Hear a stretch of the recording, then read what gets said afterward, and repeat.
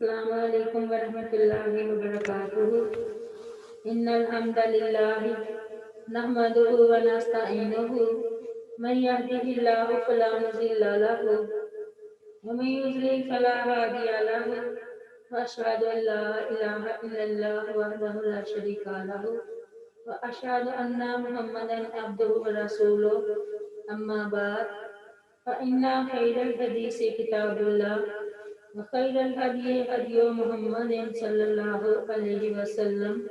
وشر الأمور محدثاتها وكل محدثات بدعة وكل بدعة ضلالة وكل ضلالة في النار رب اشرح لي صدري ويسر لي أمري واحلل عقدة من لساني يفقهوا قولي رب زدني علما رب زدنی علما رب زدنی علما اللہم فقہنا فی الدین۔ آج ہم سورہ بقرہ کی آیت نمبر 79 پڑھیں گے۔ بسم اللہ الرحمن الرحیم۔ فویل، چنانچہ ہلاکت ہے، للذین، ان لوگوں کے لیے جو یکتبون لکھتے ہیں، الکتاب کتاب، بأیدیہم اپنے ہاتھوں سے، ثم پھر یقولون کہتے ہیں، ھذا یہ، من عند اللہ اللہ تعالیٰ کی طرف سے ہے، لیشتروا تاکہ وہ لیں، بہی بدلے اس کے، ثمناً مول، قلیلاً تھوڑا سا، فویل پس ہلاکت ہے، لہم ان کے لیے، مما بوجہ اس کے، جو کتابت لکھا، ایدیہم ان کے ہاتھوں نے، وویل اور ہلاکت ہے، لہم ان کے لیے، مما بسبب اس کے جو یکسبون وہ کماتے ہیں۔ یہ یہود کے علماء کی جسارت اور خوف الہی سے بے نیازی کی وضاحت ہے کہ اپنے ہاتھوں سے مسئلے گھڑتے ہیں اور بابام ظاہر یہ باور کراتے ہیں کہ یہ اللہ تعالیٰ کی طرف سے ہے۔ حدیث کی رو سے ویل، جہنم میں ایک وادی بھی ہے جس کی گہرائی اتنی ہے کہ ایک کافر کو اس کی تہ تک گرنے میں 40 سال لگیں گے۔ ترمذی شریف کی حدیث ہے، اور کئی جگہ پہ 40,000 سال یا 70,000 سال کی بھی وعید آئی ہے۔ جہاں ہلاکت سے مراد کچھ لوگ کتاب کو اپنے ہی ہاتھوں سے لکھتے ہیں اور پھر اسے اللہ تعالیٰ کی طرف منسوب کر دیتے ہیں، یا پھر یہ کہہ دیتے ہیں کہ ہمیں نبی صلی اللہ علیہ وسلم نے یہ باتیں بتائی ہیں۔ علماء یہود کے لیے وعید کا ذکر ہو رہا ہے جو تورات کی آیات اور اس کے احکام کو دنیا کی حقیر متاع کی خاطر بدل دیتے ہیں اور تحریف کردہ کلام کے بارے میں لوگوں کو باور کراتے تھے یہ اللہ تعالیٰ کا کلام ہے،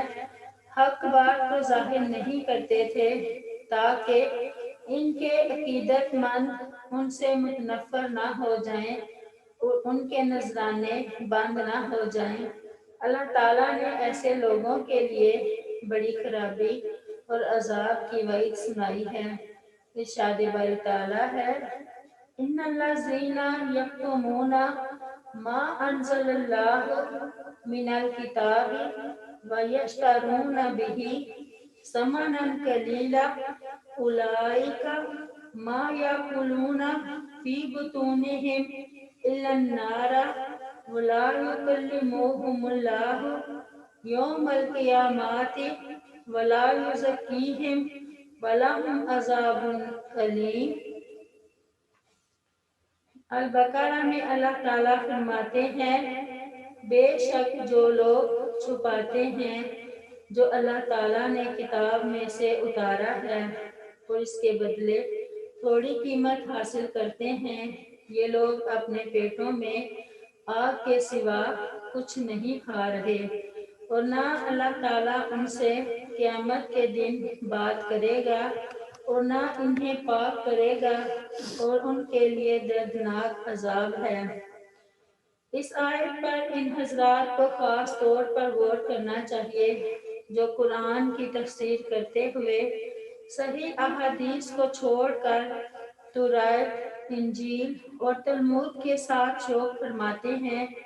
جن میں تحریف کی اللہ تعالیٰ نے شہادت دی ہے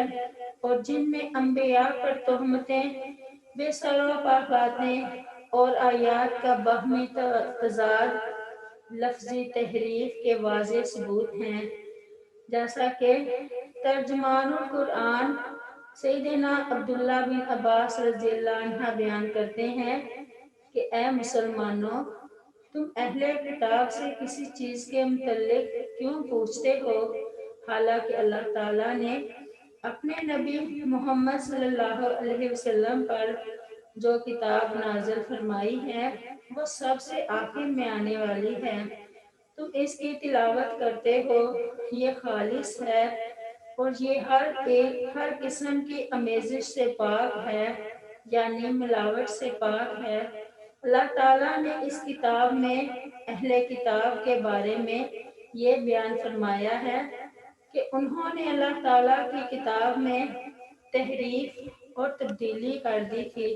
وہ اپنے ہاتھوں سے لکھ کر کہنے لگے تھے کہ یہ اللہ تعالیٰ کی طرف سے ہے تاکہ وہ اس کے عوض تھوڑی سی قیمت یعنی دنیاوی فائدہ حاصل کر لیں۔ تمہارے پاس جو علم ہے کیا یہ تمہیں ان سے پوچھنے سے روکتا نہیں؟ اللہ کی قسم ہم نے کبھی نہیں دیکھا کہ ان میں سے کسی شخص نے اس کے بارے میں تم لوگوں سے پوچھا ہو جو تم پر نازل کیا گیا ہے۔ سیدنا ابو ہریرہ رضی اللہ عنہ فرماتے ہیں کہ اہل کتاب رات کو عبرانی زبان میں پڑھتے اور مسلمانوں کے لیے اس کی تفسیر عربی میں کرتے تھے، تو رسول اللہ صلی اللہ علیہ وسلم نے فرمایا اہل کتاب کو سچا کہو اور نہ جھوٹا، بلکہ کہو کہ ہمارا ایمان اللہ تعالیٰ پر ہے اور اس چیز پر جو ہماری جانب نازل کی گئی ہے۔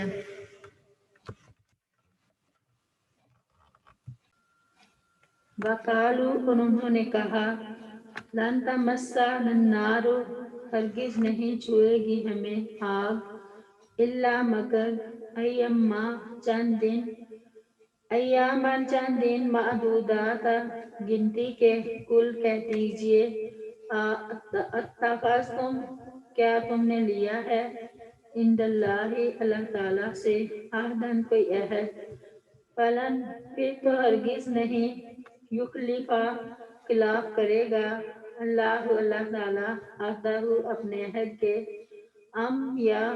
تقولون، تم کہتے ہو، علی اللہ، اللہ تعالیٰ پر، ما، جو لا تعلمون، نہیں تم جانتے۔ یہود کہتے تھے کہ دنیا کی کل عمر 7,000 سال ہے اور ہم 1000 سال کے بدلے ایک دن جہنم میں رہیں گے، اس حساب سے صرف 7 دن جہنم میں رہیں گے۔ کچھ کہتے تھے کہ ہم نے 40 دن بچڑے کی پوجا کی تھی، 40 دن جہنم میں رہیں گے۔ پھر اللہ تعالیٰ نے فرمایا کہ کیا تم نے اللہ سے کوئی عہد لیا ہے؟ یہ بھی استفہام انکاری ہے، یعنی یہ غلط کہتے ہیں اللہ تعالیٰ کے ساتھ اس قسم کا کوئی عہد و پیمان نہیں ہے، یعنی تمہارا یہ دعویٰ کہ ہم اگر جہنم میں گئے بھی تو صرف چند دن کے لیے ہی جائیں گے، تمہاری اس طرف سے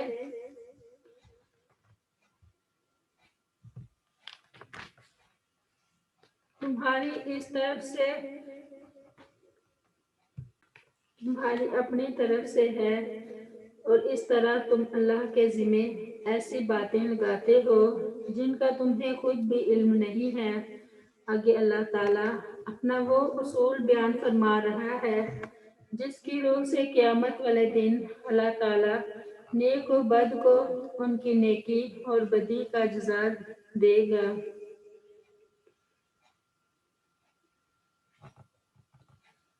اس آیت میں یہود کی ہماگیر گمراہی کا بیان ہے جس میں عوام اور علماء سبھی مبتلا تھے، یعنی ہم اللہ تعالیٰ کے محبوب اور پیارے ہیں، ہم چاہے جتنے بھی گناہ کریں جہنم میں نہیں ڈالے جائیں گے، اور اگر ڈالے بھی گئے تو چند دن وہاں رہ کر نکال لیے جائیں گے۔ ارشاد فرمایا وَقَالَتِ الْيَهُودُ وَالنَّصَارَىٰ نَحْنُ أَبْنَاءُ اللَّهِ وَأَحِبَّاؤُهُ۔ اور اللہ تعالیٰ نے المائدہ میں فرمایا اور یہود و نصارہ نے کہا ہم اللہ کے بیٹے اور اس کے پیارے ہیں۔ اللہ تعالیٰ نے صاف صاف بتا دیا کہ نجات کا دار و مدار ایمان اور عمل صالح پر ہے۔ گناہ کر کے اس خوش فہمی میں رہنا کہ ہمارا نسب یا کسی بزرگ سے نسبت معافی کا سبب بن جائے گی، صریح دھوکہ ہے۔ اللہ تعالیٰ نے ارشاد فرمایا لیس بِأَمَانِيِّكُمْ وَلَا أَمَانِيِّ أَهْلِ الْكِتَابِ مَن يَعْمَلْ سُوءًا يُجْزَ بِهِ وَلَا يَجِدْ لَهُ مِن دُونِ اللَّهِ وَلِيًّا وَلَا نَصِيرًا وَمَن يَعْمَلْ مِنَ الصَّالِحَاتِ مِن ذَكَرٍ أَوْ أُنثَىٰ وَهُوَ مُؤْمِنٌ فَأُولَٰئِكَ يَدْخُلُونَ الْجَنَّةَ وَلَا يُظْلَمُونَ نَقِيرًا۔ سورۃ النساء میں اللہ تعالیٰ فرماتے ہیں نہ تمہاری آرزوؤں پر موقوف ہے اور نہ اہل کتاب کی آرزوؤں پر، جو بھی کوئی برائی کرے گا اسے اس کی جزا دی جائے گی، اور وہ اپنے لیے اللہ تعالیٰ کے سوا نہ کوئی دوست پائے گا اور نہ کوئی مددگار۔ اور جو شخص نیک کاموں میں سے کوئی کام کرے، مرد ہو یا عورت، وہ مومن ہو، تو یہ لوگ جنت میں داخل ہوں گے اور کھجور کی گٹھلی کے نقطے کے برابر ان پر ظلم نہیں کیا جائے گا۔ سیدنا ابو ہریرہ رضی اللہ عنہ سے روایت ہے کہ جب خیبر فتح ہوا تو رسول اللہ صلی اللہ علیہ وسلم کو بکری کے زہر آلود گوشت کا تحفہ دیا گیا۔ رسول اللہ صلی اللہ علیہ وسلم نے فرمایا جہاں جو یہودی موجود ہیں انہیں میرے پاس جمع کرو۔ جب وہ سب یہودی جمع ہو گئے تو رسول اللہ صلی اللہ علیہ وسلم نے ان سے فرمایا میں تم سے کچھ پوچھنے لگا ہوں، کیا تم مجھے سچ سچ بتا دو گے؟ انہوں نے کہا جی ہاں اے ابو القاسم۔ تو نبی صلی اللہ علیہ وسلم نے پوچھا تمہارا باپ کون ہے؟ انہوں نے کہا فلاں۔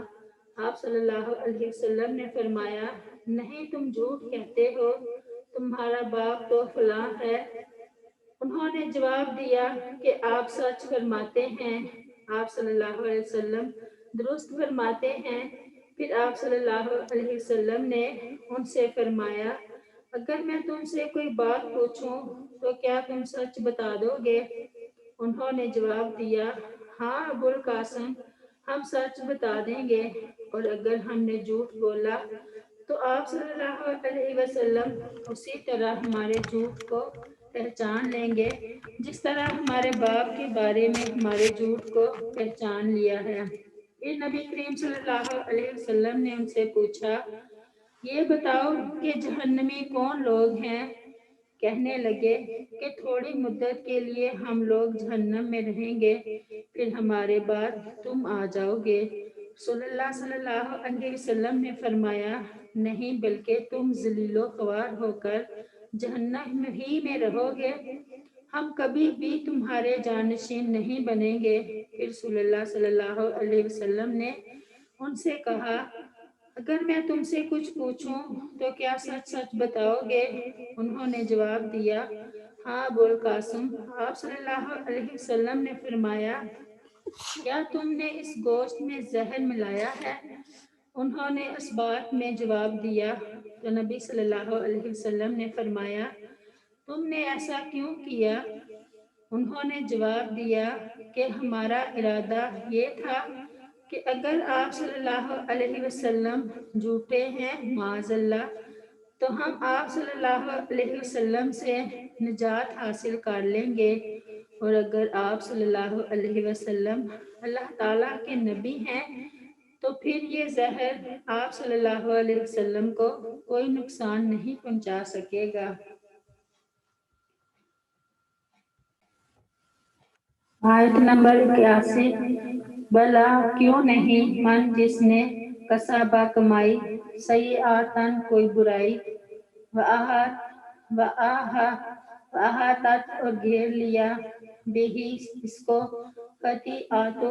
اس کی برائی نے، فَأُولَئِکَ تو وہی لوگ ہیں، اصحاب النار دوزخ والے، ہم وہ فیہا اس میں خالدون ہمیشہ رہیں گے۔ والذین اور وہ لوگ جو آمنوا ایمان لائے، وعملوا اور انہوں نے عمل کیے، صالحات نیک، اولئک یہی لوگ ہیں، اصحاب الجنہ جنت والے، ہم وہ فیہا اس میں خالدون ہمیشہ رہیں گے۔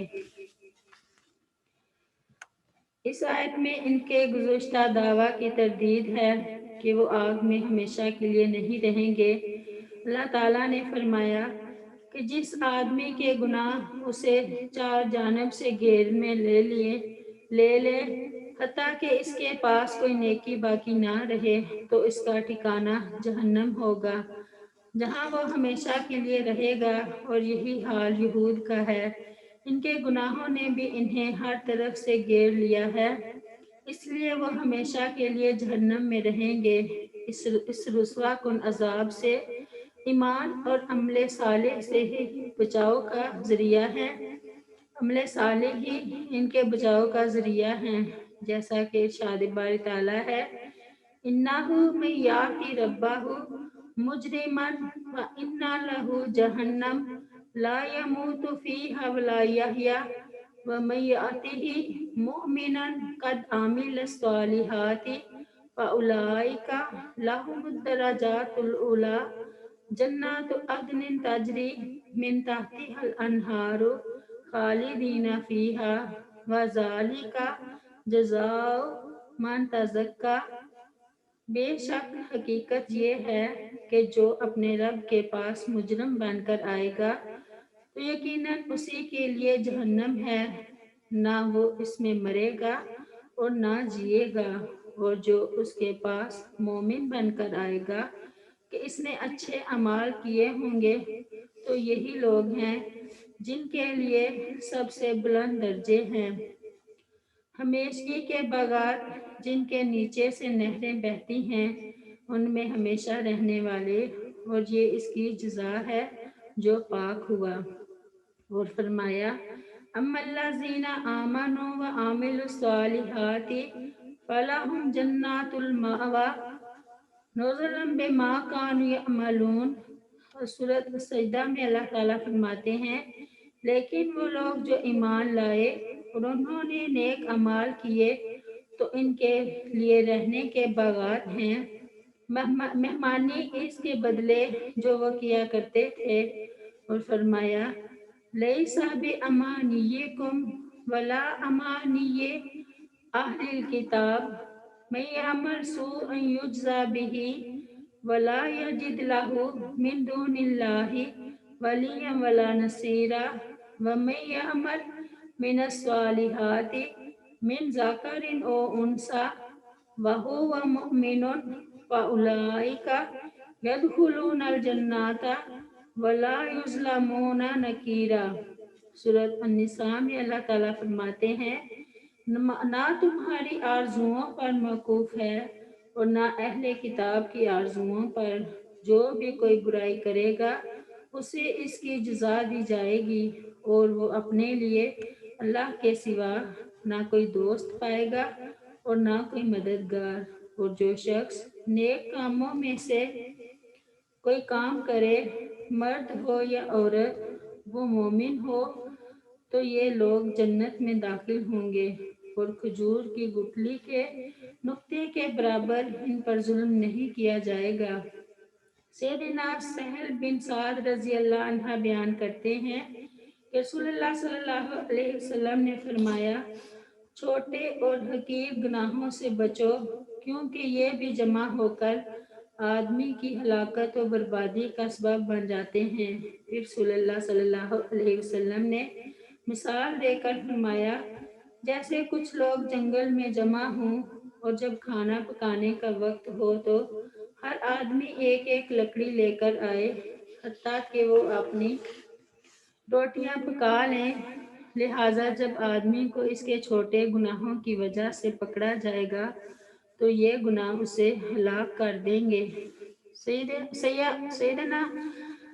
سیدہ عائشہ رضی اللہ عنہا بیان کرتی ہیں کہ نبی کریم صلی اللہ علیہ وسلم نے ان سے فرمایا اے عائشہ چھوٹے اور حقیر گناہوں سے بچنا چاہیے کیونکہ اللہ تعالیٰ کے ہاں ان کے بارے میں بھی جواب طلبی ہوگی۔ اگلی آیت میں گناہ گاروں کے لیے وعید کے بعد نیک لوگوں کو جنت کی خوشخبری دی گئی ہے تاکہ اللہ کا عدل و انصاف ظاہر ہو کہ اگر وہ کفر پر اصرار کرنے والوں کو ہمیشہ کے لیے جہنم میں ڈال دے گا تو ایمان پر قائم رہنے والوں کو ہمیشہ کے لیے جنت اور اس کی بے بہا نعمتوں سے نوازے گا۔ آیت نمبر 83 وَإِذْ اور جب اخذنا ہم نے لیا میثاق پختہ عہد بنی اسرائیل سے لا تعبدون نہ تم عبادت کرو گے الا مگر اللہ تعالیٰ کی وبالوالدین اور ماں باپ سے احسانہ نیک سلوک کرنا وذی القربیٰ اور قرابت داروں سے والیتامیٰ اور یتیموں سے والمساکین اور مسکینوں سے وقولوا اور تم کہو للناس لوگوں سے حسنا اچھی بات واقیموا الصلاۃ اور تم قائم کرو نماز وآتوا الزکوٰۃ اور تم دو زکوٰۃ ثم پھر تولیتم تم پھر گئے الا مگر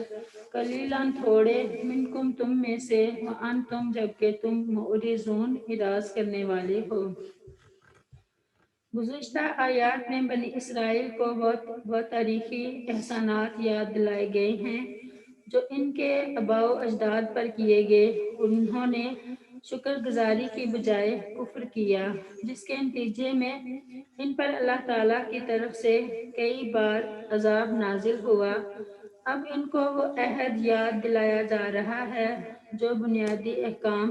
عبادات و معاملات دیتے وقت ان سے لیا گیا تھا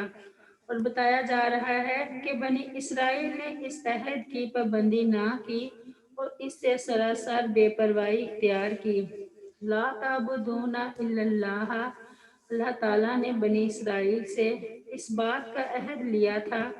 کہ وہ صرف اللہ کی عبادت کریں گے اور اس کے ساتھ دوسروں کو عبادت میں شریک نہ بنائیں گے۔ ارشاد فرمایا وَمَا أَرْسَلْنَا مِن قَبْلِكَ مِن رَّسُولٍ إِلَّا نُوحِي إِلَيْهِ أَنَّهُ لَا إِلَٰهَ إِلَّا أَنَا فَاعْبُدُونِ۔ سورۃ الانبیاء میں اللہ تعالیٰ فرماتے ہیں اور ہم نے تجھ سے پہلے کوئی رسول نہیں بھیجا مگر اس کی طرف یہ وحی کرتے تھے کہ بے شک حقیقت یہ ہے کہ میرے سوا کوئی معبود نہیں سو میری عبادت کرو۔ اور فرمایا وَلَقَدْ بَعَثْنَا فِي كُلِّ أُمَّةٍ رَسُولًا أَنِ اعْبُدُوا اللَّهَ وَاجْتَنِبُوا الطَّاغُوتَ۔ سورۃ النحل میں اللہ تعالیٰ فرماتے ہیں اور بلا شبہ یقیناً ہم نے ہر امت میں ایک رسول بھیجا کہ اللہ کی عبادت کرو اور طاغوت سے بچو۔ وَبِالْوَالِدَيْنِ إِحْسَانًا ماں باپ کے ساتھ نیکی سے پیش آنے کو اللہ تعالیٰ نے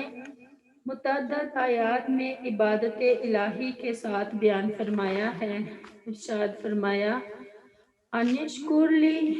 وَلِوَالِدَیْکَ إِلَیَّ الْمَصِیر۔ سورہ لقمان میں اللہ تعالیٰ فرماتے ہیں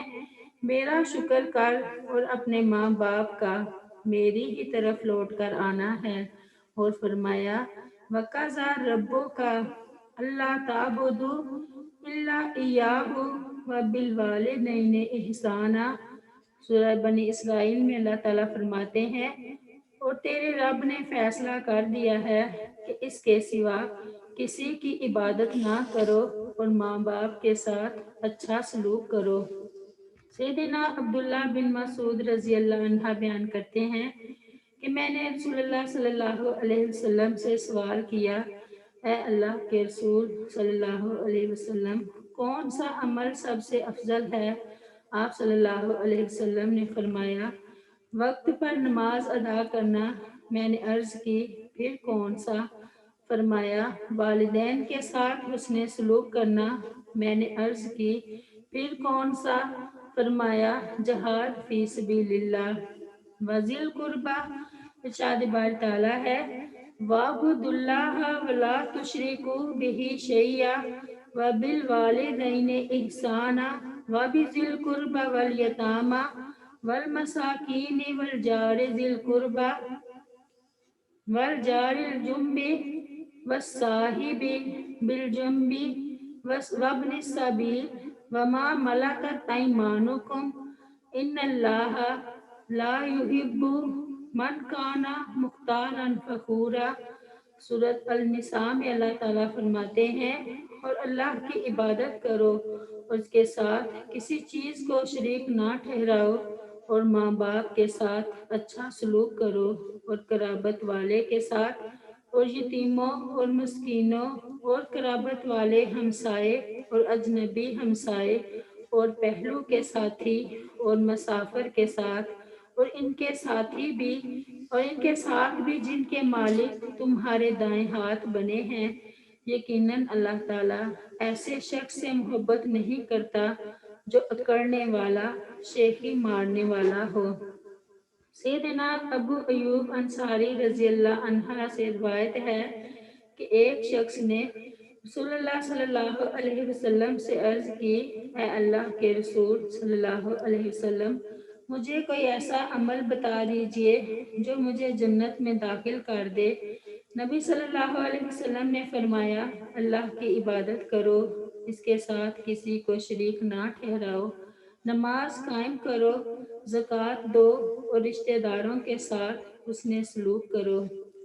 سیدنا انس رضی اللہ عنہ سے روایت ہے کہ رسول اللہ صلی اللہ علیہ وسلم نے فرمایا، جو شخص یہ چاہتا ہو کہ اس کے رزق میں کچھ خوشگواری کر دی جائے اور اس کی عمر دراز کر دی جائے تو وہ صلہ رحمی کرے۔ والیتامیٰ، یتیم وہ ہے جس کا والد بچپن میں فوت ہو جائے۔ ارشاد فرمایا، فَأَمَّا الْيَتِيمَ فَلَا تَقْهَرْ وَأَمَّا السَّائِلَ فَلَا تَنْهَرْ۔ سورۃ الضحیٰ میں اللہ تعالیٰ فرماتے ہیں، پس لیکن یتیم، پس اس پر سختی نہ کر، اور لیکن سائل، پس اسے مت جھڑک۔ سیدنا سہل بن سعد رضی اللہ عنہ بیان کرتے ہیں، رسول اللہ صلی اللہ علیہ وسلم نے فرمایا، میں اور یتیم کی کفالت کرنے والا جنت میں اس طرح قریب ہوں گے۔ اور آپ صلی اللہ علیہ وسلم نے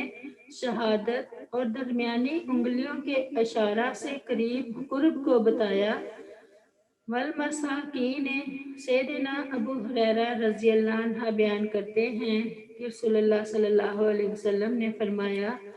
مسکین وہ نہیں جو لوگوں کے گرد چکر کاٹتا پھرتا ہے اور اسے ایک یا دو لقمے یا ایک یا دو کھجوریں دے دی جاتی ہیں، بلکہ مسکین وہ ہے جس کے پاس اتنا مال نہیں ہے کہ وہ اسے کافی ہو جائے، اور نہ اس کے بارے میں عام لوگوں کو علم ہوتا ہے کہ اسے صدقہ دیا جائے، اور نہ وہ خود کھڑا ہو کر لوگوں سے سوال کرتا ہے۔ وَقُولُوا لِلنَّاسِ حُسْنًا، اور لوگوں سے اچھی بات کہو۔ سیدنا ابو ذر رضی اللہ عنہ بیان کرتے ہیں کہ رسول اللہ صلی اللہ علیہ وسلم نے فرمایا، معمولی سی نیکی کو بھی حقیر نہ سمجھو،